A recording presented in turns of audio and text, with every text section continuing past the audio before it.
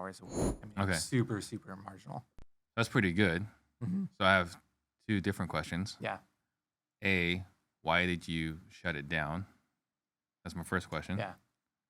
Why It, did- if anybody has ever owned a janitorial company, this is like just a given answer. Mhm.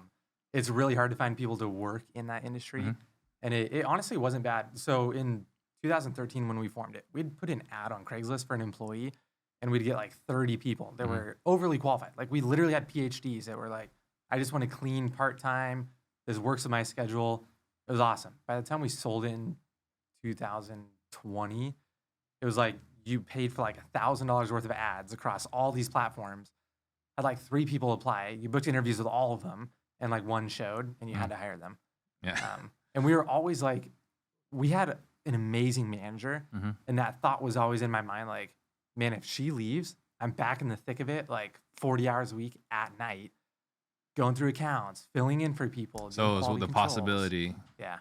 the stress of maybe having to go back into it. Yeah. We had a single point of failure Okay. in a company that size. And we did really well. I mean, it was for our area, probably the biggest janitorial company. But Okay. So that's the reason why you shut it down. Because I Yeah. guess that kind of is in line with my other question, which was, why not just keep it going on the side?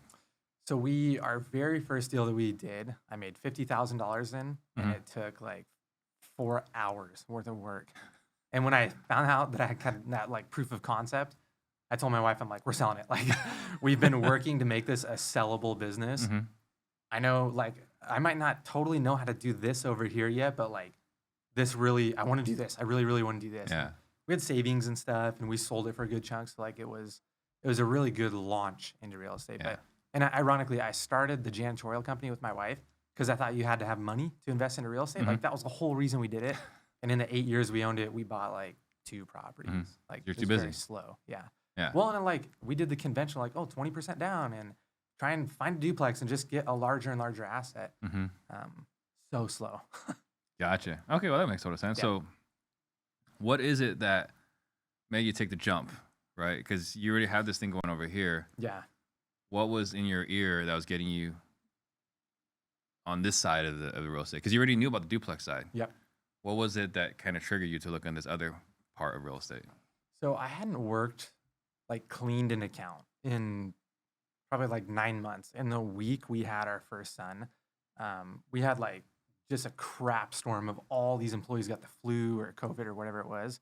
And I had to go work like 5 hours a night that whole week. And we had a newborn, and I was just like, I am not doing nights anymore. Like, it is not the family style business.